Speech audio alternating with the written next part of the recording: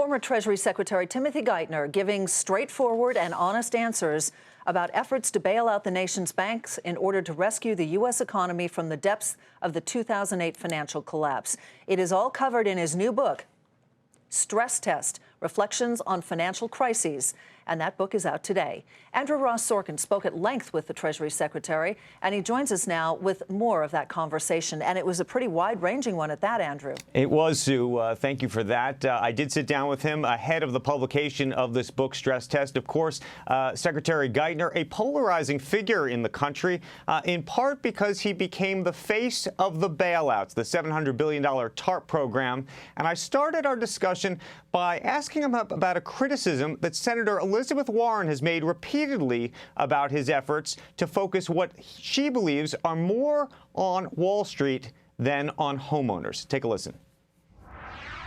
If you want to protect the average person from the risk of mass unemployment, you have to make sure the financial system doesn't collapse. You have to keep the lights on.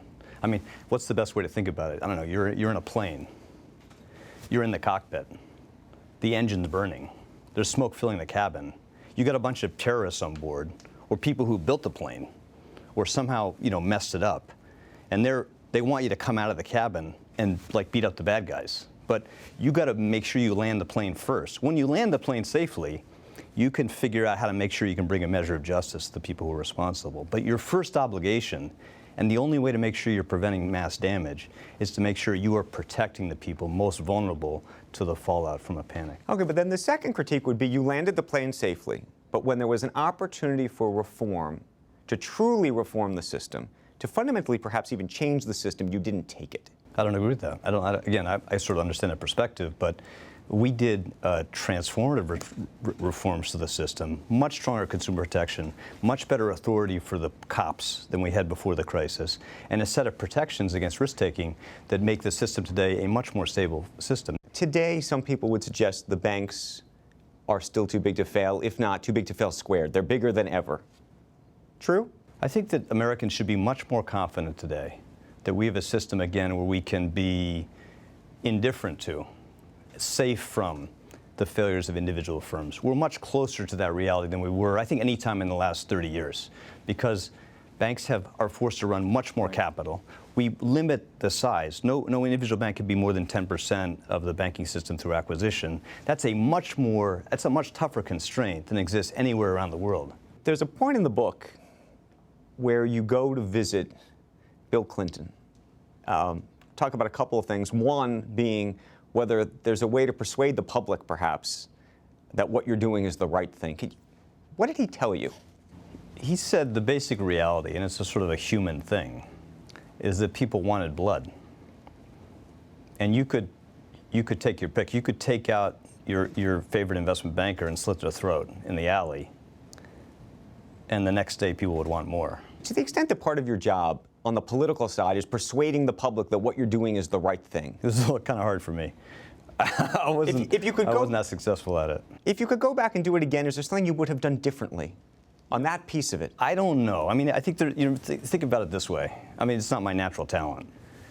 How can you convince people that something that was still so terrible, the worst recession in our lifetimes, could have been worse? It's hard to use a counterfactual argument to convince them that what we did was necessary, actually effective in preventing a Great Depression, since what they experienced was was a terrible thing. And we had this other burden, again, which the things you have to do to protect people from worse damage just are going to look terribly unfair. Again, it looks like you're rewarding the arsonist. Tim Geithner, of course, his legacy still in question. He saved the system, but some believe the system, at least as it stands today, maybe shouldn't have been saved.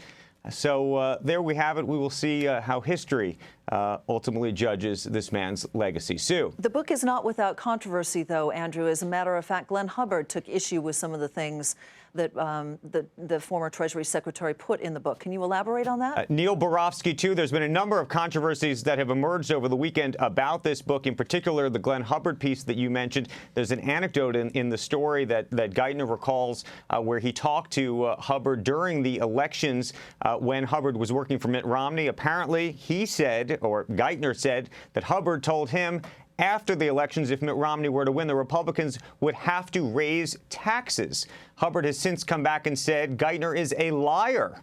And in fact, he never said any such thing. There's been a back and forth. Geithner has come back and said that he remembers it crystal clear, is what his spokesman said.